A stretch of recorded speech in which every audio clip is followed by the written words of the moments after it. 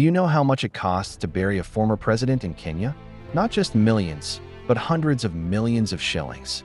From a 2 million shilling coffin, to security that alone could fund schools, to food for entire stadiums of mourners. Tonight, Fox Documentaries breaks down the shocking cost of presidential funerals in Kenya.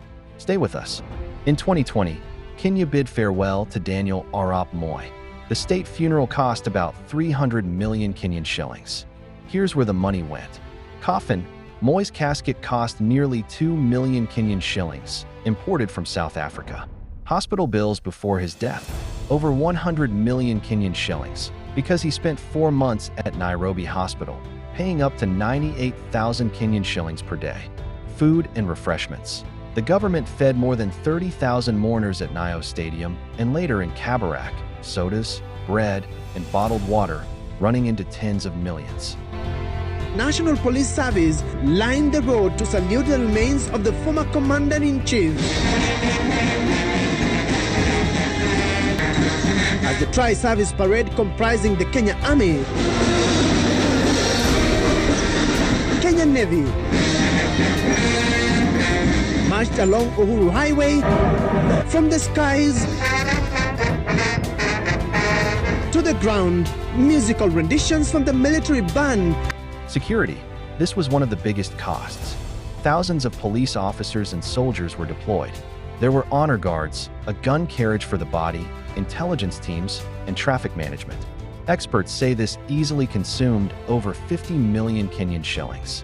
Logistics and venues: Nyayo Stadium was refurbished, roads to Kabarak were upgraded, tents and chairs were rented, and buses arranged for mourners, together costing another 40 to 60 million Kenyan shillings.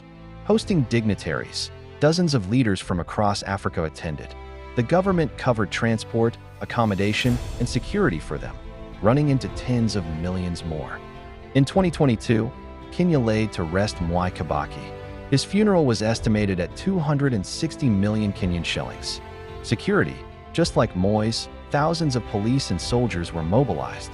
Military honor guards, gun salutes, and 24-hour protection pushed costs past 50 million Kenyan shillings. Food and accommodation: for mourners, VIPs, and foreign leaders, the catering and hosting bill ran into tens of millions. Transport: Kibaki's body was moved from Nairobi to Othaya, Nyeri, with military helicopters and convoys, costing millions more. Venue and logistics: roads leading to Othaya were repaired, stadiums and burial grounds upgraded, and tents, chairs, and sound systems rented. Another 40 to 60 million Kenyan shillings. Mausoleum: after the funeral, the government set aside 24 million Kenyan shillings to build a permanent mausoleum for Kibaki. Every detail, from the coffin to the convoy, came from taxpayers' pockets. So why does it cost this much? State funerals are not just burials. They are about honor, security, and national image. They show respect to leaders who once carried the weight of a nation. But they also raise big questions. How much is too much? And how should we balance respect with accountability? This is Fox Documentaries, where we dig deeper than the headlines. What do you think? Are these costs justified? Or should Kenya rethink how we honor our leaders? Share your thoughts in the comments. Don't forget to follow, like, and share only on Fox Documentaries on TikTok, and join our WhatsApp channel for more powerful stories. Until next time, stay informed, stay curious.